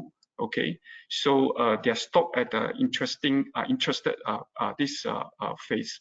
Okay, but here maybe what they can do is they have to really from the top the planning to work out the strategies and then to plan their IoT platforms. Okay, start player basically they already started, okay, but they start in the certain area that, you know, stopping them from moving forwards. These are the one that, you know, they have to realign their IoT strategies, and then they have to build their this ecosystem partner to help them to do the thing that they are maybe stuck in that particular areas. Because if you talk about IoT platform, I think it's a very large kind of the platform that, you know, require many kind of the different expertise. The last one will be the avoiders. They do not see the value of IoT in the machinery, but these are the people that, you know, the trend is there. So you can't avoid. So you have to face the competitions. So what they can do is they have to really from the top levels plan their IoT strategies, maybe and focus certain thing that, you know, they can enjoy the ROI quicker of simple IoT to increase their competitive advantage. Okay, so what are the steps if let's say you want to plan your IoT platform to implement for your machineries and equipments? I think first, set the ambitions levels at the CEO levels. These have to be top down. Top people have to see the potential of the IoT and into their smart machinery. Okay, and then secondly, focus on the numbers of the relevance use case. Like just now, you know, I share a 3 useful use case, right? Those are the area that maybe they can start to plan, okay, to see what are the use case they want to put into their future smart machinery IoT platform strategies. Okay, so and then this actually is also depends on the machine makers, because you know well about your machine, what are the value that they can deliver to your customer, what do your customer really want, what is the customer their pain point. So those are the good indication that you when you decide this use case, right, those are the good indicator that you can refer to. Okay, Mr. Alex, Mr. Alex, time is limit. You can proceed. Okay. Speed up. Sorry, 2 more speed minutes. up. All right. Yeah, 2 more minutes. Okay, so build an ecosystem for your business and technology partner. So because you can't be a lone rangers in this IoT, so there are so many aspects like AI, predictive maintenance, so big data analysis, all these things that they have some specific partners that they are good at that. So this is where you can build an ecosystem partner with them, and also build a strong internal team internally with the agile mindset. Okay, this is my last slide. Okay, so what are the benefits when the company move for the smart machinery? Okay, I think first you have the real-time information for your better productivities, and also when your machine is smarter, I think the changeover time is also improved. Okay, and you have less this unplanned downtime. Okay, and you can also enhance by secure your remote access for your support, and also you have a simple operation and also the maintenance trainings. Okay, that's all for my sharing. Thank you. Pass back to you, Encik Kamaruzaman. Oh, thank you, Mr. Alex. It's very informative. I learned a lot. I think participants also learn a lot. You can see about ERP, MES, SCADA is talking about, and then finally you go to OCC, Operational Control Center, to get all the machineries integrated and give you feedback on what actually we are looking at. And the most important thing, I think, is the downtime, to reduce the downtime. So now when we have all the smart machines, so actually who actually wants to handle these smart machines? So our final panelist, Mr. TS Dr. Chua Wen-Shyan, he will be talking about talent development and emerging technology towards smart machinery. As we know that talent is one of the most crucial factors towards smart manufacturing. Before that, let me introduce a bit about TS Dr. Chua Wen-Shyan. He is a head of Malaysian Smart Factory 4.0 under Selangor Human Resource Development Center, SHRDC, a key expertise in the field of control and automation system, fault detections and identification, FDI, and predictive maintenance. And he also advisor and mentor of the Productivity 1010 by MPC. So without further ado, I think, yes, Doctor, the screen is yours.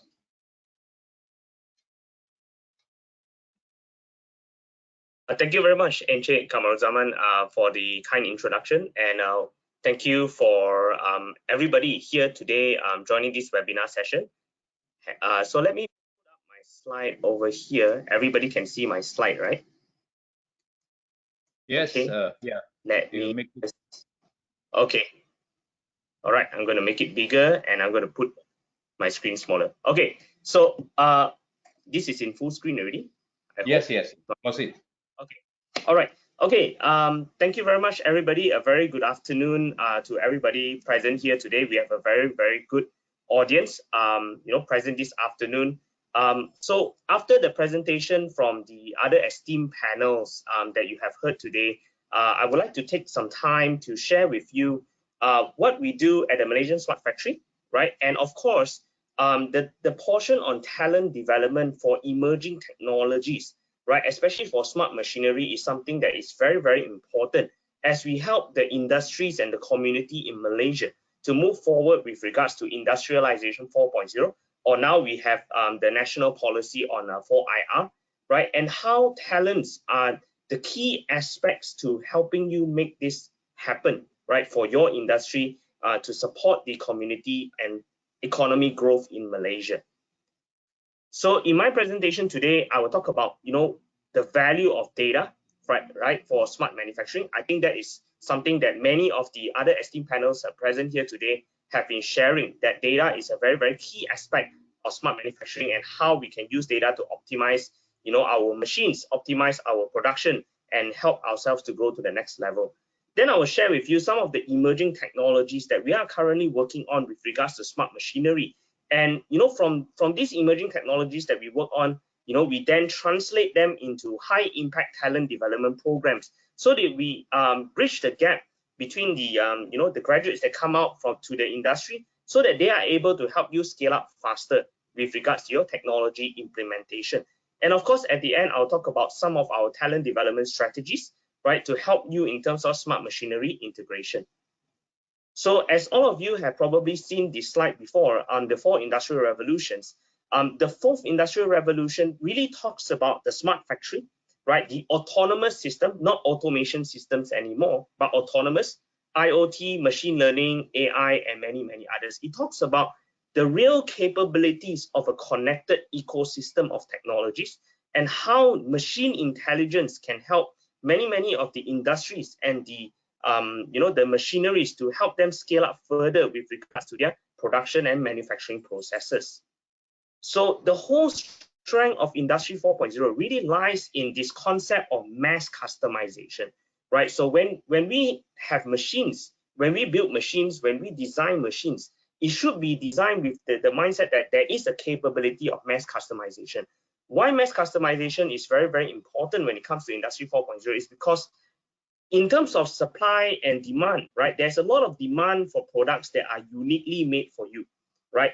And when we speak to many industries, they always say that, okay, the key strength of why Malaysian industries have an added advantage is because they're able to do, batch sizes that are a bit lower in volume, but high in customization. But the thing about customization is that, you take more time. Why? Because you have changeovers, you have different machines for different purposes, and you take a lot of setup and configuration time to actually change over your products, right? But the key strength of mass customization is maintaining the same cost, right, for your customer, but enabling them to actually produce, products at a batch size lower than what is at the mass production volume.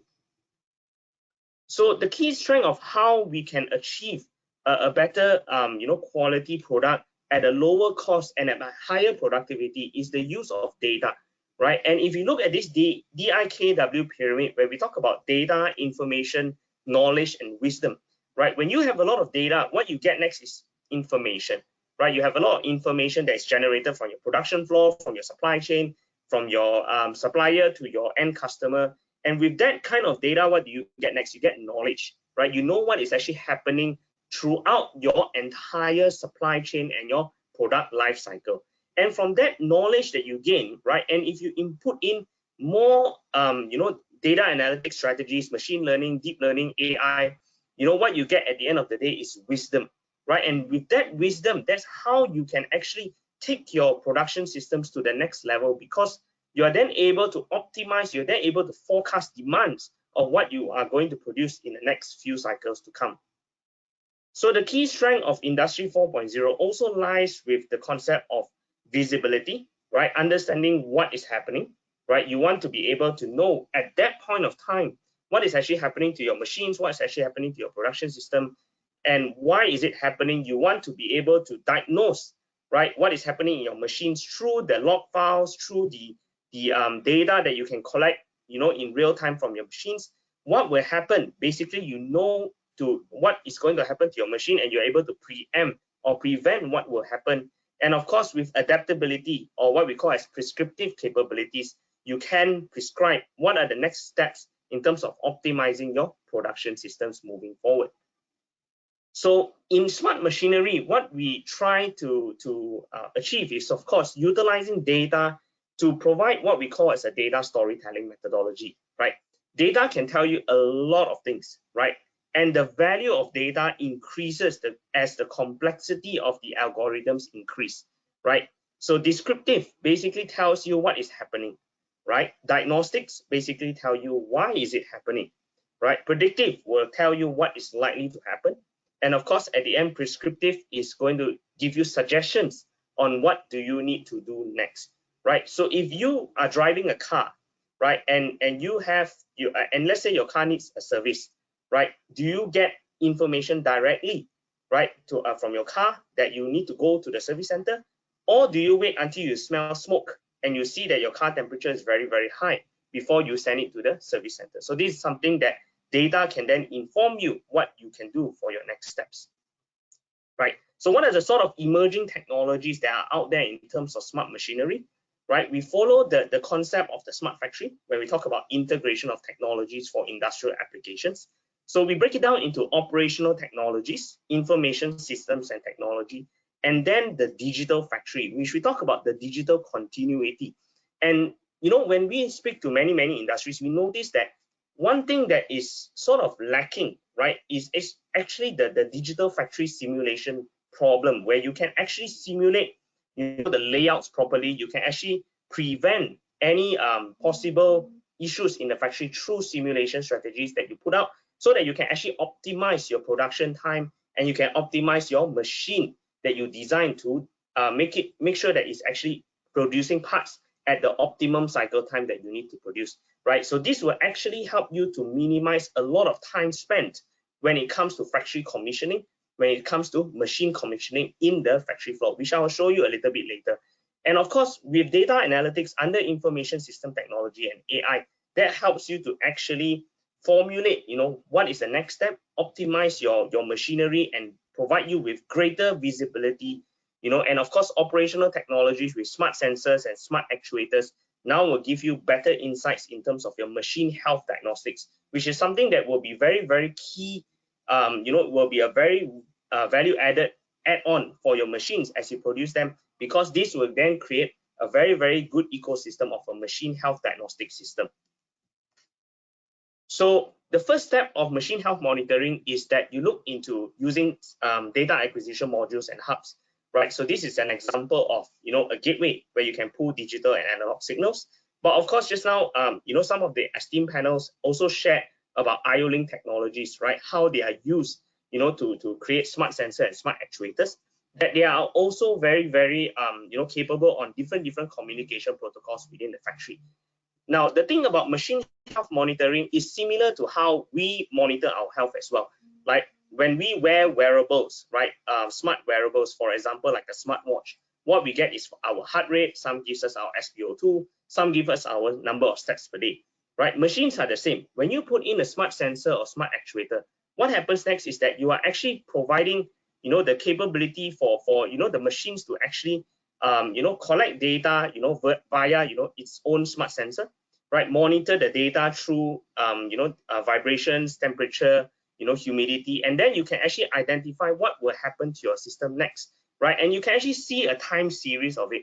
So for example, if you are wearing a smart wearable, right, what you can see on a day-to-day basis is your number of steps, right? Maybe your number of steps per hour. Maybe you're walking more during the middle of the day. Maybe you're walking less throughout the end of the day. What about heart rate, right? Maybe throughout the day, you notice that there's a spike in your heart rate. What happened at that point of time? Now even smart wearables gives you information about your stress, right? So it's the same for machines. What we are trying to produce is to provide machines with wearables, right, through sensors and actuators, so that they are able to tell you what is going on wrong with the machine at a given point of time. And with this kind of smart sensor technologies, what you will get is basically, all the information in real time. You can actually see the trends of your machine operating in real time. And nowadays, integration of these technologies are not very difficult anymore. It has a lot of communication protocols, very open, and there are many software technologies out there that can pull data directly from these smart sensors to give you the information that you need in real time, up to a level of 100 milliseconds. That's the last that we tested for some of the IO-Link technologies that we have from various of our partners like Baluf, PNF, and IFM. So what can sensor technology then tell you, right? When we look at the P to F curve, right, potential failure to functional failure, what are we trying to see, right? If our machines, right, we run on a day-to-day basis, and if we have run it for 10 years, for example, right, and we have and the person operating it for 10 years know the machine inside out. Yes, he will walk past the machine and then he will see, oh, the machine has a very weird sound, right? Has a very weird sound, has a bit of noise, and therefore he said, okay, the machine is going to break down already, better do something, right? But that is depending on, that one person's expertise, on him hearing what the machine is trying to tell him in order for him to take the next step, right? But what if we can put in sensors, right, so that you can detect the issues of the machine at an early stage, so that you don't see the machine start to give you a smoke, right, or heat up before it starts to fail, right? So that's how you actually lengthen what we call as the potential failure to functional failure curve. so that you know at a given point of time, right, it starts to fail, then you can do the right mitigation steps, right? So this brings in the concept of predictive maintenance. This is a technology that basically industries can adopt, right, to actually support them in terms of predicting when the machine will fail and to minimize the length of downtime, right? If your machine reach a functional failure, right, and you want to fix the machine at that point of time, it's already considered as reactive maintenance, right? And that downtime will be very, very costly because your machine cannot run at all. And when you reach functional failure, most likely your machines are already at a level where it's already require a lot of maintenance or changes of parts, right? But if you start to change small parts at the beginning to solve your problems, then you will avoid that functional failure conditions. So for smart machineries, right, you can move from putting in value add-on technologies like analytics, so that your machines can then provide you with predictive capacity, right? Having it to be able to tell you when it will exactly break down, right? And to give you a prescriptive, basically a suggested number of steps, right, on what you can do so that you can solve the problem almost immediately at your machine. Unless, for example, at a given point of time, right, there's no other way to solve it, you need to call the original supplier, then yes, that is something that there is no choice, right? But if, let's say, for example, it is something that you can do, right, that kind of predictive and prescriptive add-on to your smart machinery will give you a lot of value, right? I always like to use the example of, if your office printer is jammed, right? Let's say you try to print something, your office printer is jammed. If you notice that when you open up your printer and it says it's jammed, it gives you an error, it actually tells you step by step what to do so that you try to solve your error first.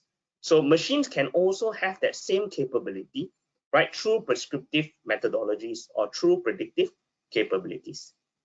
So it's trying to give your machines, right, the ability to translate the data, right, through a Google translator in a machine called a Google translator to tell you what is happening, right, which basically your descriptive analytics, to tell you why is it happening, your diagnostic analytics, and tell you what is likely to happen, predictive, and of course, at the end, what do you need to do, prescriptive, right? So in a way, we are trying to collect data, change it into some useful information or human language that we understand, right? And we can take the next step for your machine. That will be a real great valuable add-on for any smart machinery that we are trying to build, right? And this is a clear example. For example, what we are working on, right, is that we develop predictive maintenance algorithms, right, through time series forecasting. What we do is that we take a normal motor, we actually collect data, historian data over time, right? Because when you run machines, you have cyclic data. Usually it's very cyclic, right? And usually after a point of time, you will have enough data to sort of predict your behavior of a machine. So that's what we call as forecasting, right? Time series forecasting. And if let's say the machine has a certain problem, there is a deviation in your forecasting, it should be able to tell you that something is wrong, right? That means something is actually happening in your machines. And this is what we call as anomaly detection, right? Anomaly detection, right? Through various condition monitoring methodologies, right? And you have predictive capacities, which is doing forecasting. You can do anomaly detection. And from that anomaly detection, you can do labeling to identify what is your root cause. And then from this data set that you get, you can then translate it into prescriptive analytics, right? So this is one of the ongoing work that we are working on. And of course, this is something that many industries can learn and benefit from this later on as well.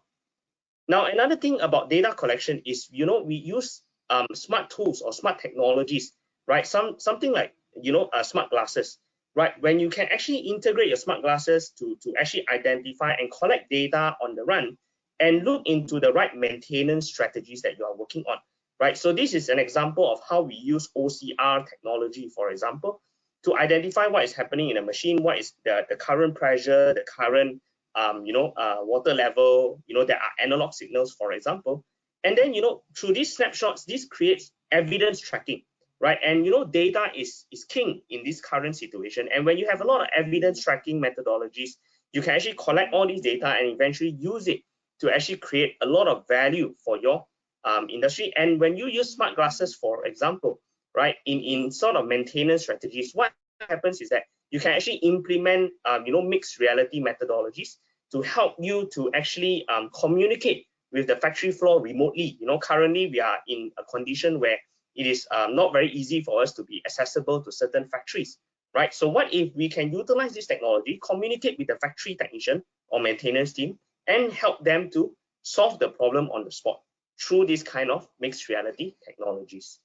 And of course, when we talk about factory simulation, right, it's also a very key important step for any smart manufacturing or smart machinery provider, right, to look into factory layout, simulation. And this is actually a practice that I used to do, right, whereby we look into elemental cycle times, we look into factory layout, designing, machine designing, because every single operation in a machine is a cycle step, right? And if you can save a cycle step, or what we call as embed a cycle step, what can happen is that you can actually save time, right? Because everything is about time. So for example, if you can save, if there's a certain step in your machine that you can save, right, and you can augment or embed that step, that will save you a lot of time, right? So this is what we are working on digital factory simulation, right, and integrating it with PLCs, right, and any brand of PLCs through OPCOA methodologies, right, which is one of the key communication protocol linking from the digital world to the physical world, right? So this is what we are working on in terms of the digital factory environment. And of course, when you talk about digital factory, you want to be able to ensure that whatever that you commission, whatever that you build, whatever that you design meets the customer spec and requirements. So this can then, simulate your downtimes, simulate your mean time before failure, so that you're actually able to see where are the bottlenecks during your factory commissioning, and then you're able to actually, identify the issues and solve the problem immediately, right, through this kind of digital factory or digital manufacturing tools, right? This is something where, it's a program that we are launching hopefully soon, and then this is something that we can help many industries to learn as well in the smart machinery sector. So of course, with all these emerging technologies, with all these great inventions or innovations, right, the one key important step is actually who is going to implement them, right? Therefore, talent development strategies are very important for every sector of the industry, not just the smart machinery, but across all the sectors of the industry. We always talk about making it into bite-sized building blocks of technology for people to understand, level by level, how do they want to go towards, making their machines smarter, right? So we start off with the first level, which is data generation, right? Then we talk about data visualization, and then data storage, because every machine you have to think about edge or cloud-based storage, whether is it private or public cloud, right? Then you talk about data formulation, making your machines having the capability of formulating certain metrics of measurement in your machine for productivity. Then your machines can implement certain data analytics strategies to then help you to identify key issues of errors, through predictive capacities. So this is how our programs are designed, level 1 to level 5. This is just an example, right, of how it can go. And of course, these are talent development programs that, we continuously develop under the Smart Factory to help many industries in the smart machinery and other sectors as well to get their machines connected, to get them started in terms of this smart manufacturing journey. So as we all know now, the current pandemic situation is very challenging for everybody. We also want to ensure that, our participants or our industries are still able to achieve the right technical capabilities, right? They can still learn, they can still train, and also at the current moment, when at this current situation, there are certain countries that also can access, the training modules that we have. So we develop what we call as remote training modules, right, to help industries and also the institutions in this current pandemic situations to learn how to integrate all these technologies together, right, in the smart factory ecosystem. So this is something that, it's a 24-hour facility, with technical training. You can access it, you can learn the technologies, and we invite many people in the industry sector to learn. It's exactly using the same concept of OT to IT to digital factory, right? The same concept is now implemented to technical training programs that we run. And this is something that we can support any anybody across the nation or even globally, if you intend to look into smart factory technology training, right? This is some talent development strategies that we are here to try our best to support you, right? The key important part or the key takeaway that I would like to share with everyone present here today is that, building technology starts with a people first strategy. It's for us, it's something we always advocate, right? Because at the end of the day, to integrate all these smart technologies, you need the people. That's number one. Number two, you need the domain expertise or the domain knowledge, right? This is a very, very key important step. So, invest in the right people, invest in your people, right, with the right skills, enhance their domain knowledge, with the skills and competencies required, and therefore they will be able to take your smart factory or smart machinery journey to the next level and help you to build better innovation in technology. With that, that's all I have to share with everyone this afternoon. Thank you very much. Oh, thank you, TS Dr. Chua. We are almost to the end. I hope our participant can still wait additional about 5 or 10 minutes. It's very enlightening and also very informative, very interesting sharing with all the panels. Thank you again, all panels. We are now in the second session, question and answer. I got a few questions from the floor by Mr. Helmi. How do you verify the smart machines in terms of safety? Maybe I will ask these questions to Mr. Chua. Can you answer? The question is, how do you verify the smart machines in terms of safety? I give you 1 minute to answer. That is a very broad-based question, because normally, there are safety PLCs. I think Dr. Chua knows about that as well. There are safety PLCs, there are safety modules, there are a lot of. So maybe Dr. Chua can talk about that. Dr. Chua? Yep. In terms of the smart machinery safety, right? I think when you integrate certain technologies, there should be always a step-by-step approach in terms of your programming, right? When you do smart machinery, so this is something that we will have to go through best practices, of programming and how you do the integration and what are the safety logs or the fail-safe logs that you need to put in place. That will be something related to safety and measurements for everybody that integrate these kind of smart machineries, right? So this is something that is a best practice to go through, right? And of course, when you design machines, the help of simulation tools will help you to identify possible errors, right? And it's always good practice to always log those errors. Therefore, you know how to manage the safety and requirements aspect of your machinery. This is just my question. Yeah. All right. Thank you. Thank you. Just to add on that, actually, it's very regulated for machinery. So we have a thing called SIL, safety integrity levels. And I'm not aware of any organization in Malaysia that can do the certification. So they are all overseas. So the only thing we can get is to buy the safety relay, safety PLCs and things like that to get at least within the get certified components as well. Yeah. All right. So thanks. I think we go for the second question. I think this one is from Mr. Primus Masudal. It's good for questions to Mr. Alex. Good afternoon. Any suggestion you could share to upgrade a small machine to be IoT ready or upgrade it to become smart? Maybe Mr. Alex? Yeah. I think just now in my IoT enabled technologies, right, the use case I did share about 3 areas that the machine makers they can look into it. I think the first part will be the machine performance, which is by putting certain sensors, okay, so they can look into how to optimize their machine utilization for the OEE side.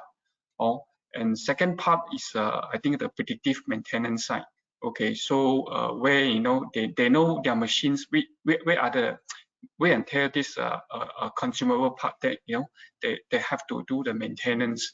So then from there, right, by putting certain of the sensors or some of the control logics, right, so then they can trigger when the consumable parts should be do the changes. And I think the third one will be, talk about the integrations. Or they have to make their machines not a closed loop. They have to know their machine, how to they can integrate to other system like MES or other system that link to other vendor machines for the M2M communications. I think they can look into these three areas for their small machines upgrade, smart machine upgrading. Thank you. All right. Oh, I have a lot of questions coming from the floor. We have running out of time. Okay. I read it out loud from Mr. Chi Kwan Wu. There are many SMEs manufacturers who produce low volume but high customizations product. How could they justify the capex of smart automations? Maybe TS Dr. Chua, probably, or maybe IR Dr. Tan. Very good question. I want to I repeat the questions again. There are many SME manufacturers who produce low volume but high customizations product. How could they justify the capex of smart automation? Yep. Maybe I'll answer from my end first. In justifying capex, I think the most important aspect of it is to look at the value creation from investing in that smart automation product. How much value will you create by investing in that? How much savings that you will have in terms of that investment? And of course, from that savings that you have, what is the ROI later on that you want to achieve after your investment? Because a lot of SMEs that we speak to, right, one of the key components that what I noticed after many conversations with them is that the first step of moving forward into Industry 4.0, when we talk about lean manufacturing, the practices of lean manufacturing is also not there yet, right? They don't practice lean. They don't see the value in putting in lean methodologies. So after they put in those methodologies, you can actually start to see a lot of cost savings. Right, then after that, then you start to identify which area you want to optimize more, and then when you do your investment analysis in terms of the capex for smart automation, then you will really see the greater value of it. This is just based on my conversation with many SMEs. All right, thank you, Doctor. I think a question to Mr. Tiong. Actually, it's open to all, but I purposely focused to Mr. Tiong. What is the biggest challenge for developing this emerging technology in Malaysia? This technology, we are talking about the technology in terms of how to make it more smart, is it? You are talking about how to make it more smart. Yeah. I would say a lot has to do with the user as well as a machine maker themselves as well. I suppose it's also a chicken and egg situation, right? For example, I talk about this IO-Link sensor because this has been around for some time. But you can see that despite the fact that, like, for example, as an Omron, we actually supply a lot of sensors to a lot of machine makers that actually supply to even big multinational companies, right? But you find that actually they are still using the standard sensors. Despite that, actually, a lot of time, many manufacturers, these sensor makers, they are actually already able to supply the smart sensor and the standard sensor at the same price. At the same price. I mean, the sensor is the same price, but it's just that, of course, you have to change your configuration in terms of you need to put in the IO-Link master and all that, right?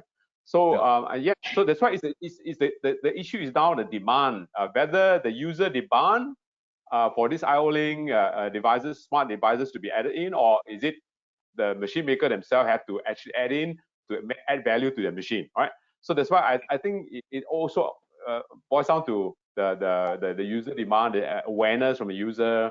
At the same time, of course, again, as I said, whether they're able to add value by adding, of course, obviously it's an additional cost to them. So whether they're able to add value from this as well. So which means like IoT, would they see the value in terms of, as what Alex mentioned just now, do they see the value in terms of by having IoT devices, the vertical integration, and they're able to get improve their revenue streams in the future? So it's all depends on this now. Of course, some machine makers, I think they are aware of this and they are already doing it, but some perhaps didn't see this as one of the possibility for them to go into that area, because a lot of the time the more higher value machines are dominated by the advanced country, like from maybe they don't see as coming from Malaysian manufacturers, like for example, a lot of the time. Yeah. So perhaps that's my point of view. Yeah. Okay, great answer. Second last question, I guess, to Dr. Chan Chee Fai. If we are on a limited budget for machine upgrade to embrace IoT capabilities, what would be the first feature or capability that the panel would suggest to go for the most essential? He got a small budget, but you still want to have a smart manufacturing. Oh, sorry, smart machine. Okay, then I would like to suggest that you look into the prioritization area. You need to prioritize the section that you want to going for the digitization. It's the most important because you have so many pain point in the shop floor, in the company itself. So you need to have a very good prioritizations strategy, right? So that you can identify which one first, which one second, which one third. From that, you need to having a budget on it. Even though you have a small budget, I think you can look into a whatever feasible pain point that you can solve. This is my advice. Thank you. Right. I can add a bit on this. I think on the smart machineries, there's a level of to make it autonomous. First, you embrace IoT in your machines. You got to monitor the machines. Then you go for the control. Second thing, you go for optimizations of the machines, and finally you go on autonomous of the machine. So I think they should go on this instead of looking for a bigger one, and then finally you don't really use that so-called technology. Don't let the technology lead us. Let us lead the technology. That's supposed to be. Anyway, last question to Alex from Zainal Azli Nazri. We have too many different makers of machines. The integration cost must be homogeneous. All right, must be expensive. How do you solve these issues? Wow. Okay. This will be the last question. Can I try to answer this? Okay. Yeah. You're talking about machine level, right? So basically, I think the person who asked the question, or the owner himself, has to ask the same question. No? Why did he ends up buying machines without making sure you do not want the United Nations on your shop floor? So you want machines that they are quite the same, so that you have the same. You can optimize on spare parts, training, and things like that. Right. So this is the advantage now. The advantage now is that there's such a thing as open protocol and no OTAs, So that, and then people, the industry itself is trying to standardize. Even PLC programming, we also have standard format where you can actually program on, let's say, Omron, and then you can take the same program and do it, transfer it to Siemens PLC, for instance, using IEC standards. Please, Doctor. Because we need to look in a company itself as a system, even the factory as a system. So from then you need to like what Chua say, is a standardize the system itself. So anything to come in, whatever brand you name it, it can be feasible to be plugged in. Not if you're facing a issue is that I have this standard, but another one is a different standard. So it's an issue how you integrate. All right. Okay, we are all set. Thank you again, all panelists. I think I'd be honored to be with you, all of you. Even though we couldn't meet face to face, the numbers today of COVID goes to 8,000. I was quite reluctant, quite worried about the numbers. Okay, 8,868. Please stay at home. Be safe. All right. And before we end the session, I want to share a bit to the audience about Productivity 1010. In the screen there is an initiative to assist businesses in the manufacturing sectors and also manufacturing related services to kickstart their digitization journey. I think one of the questions asked is about counseling, about clinic and so forth. We do have a virtual advisory clinics available by NEPN. You can just go through this website.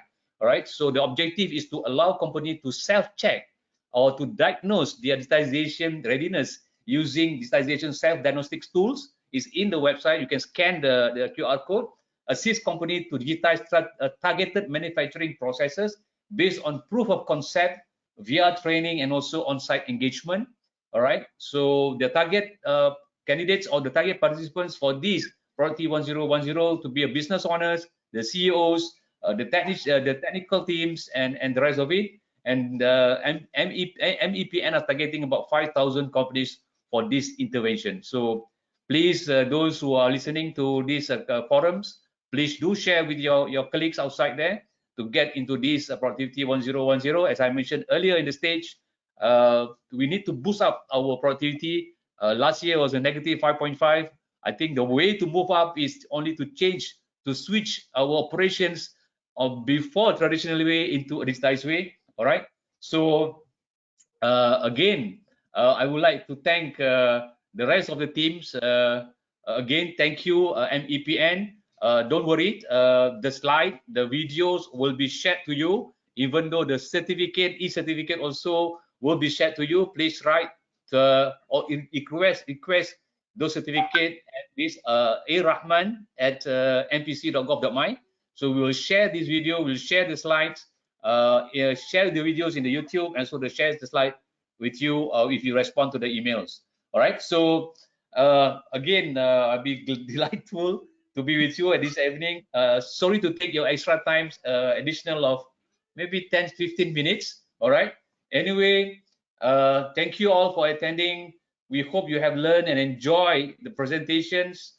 And back to you, back to all of you. Stay safe.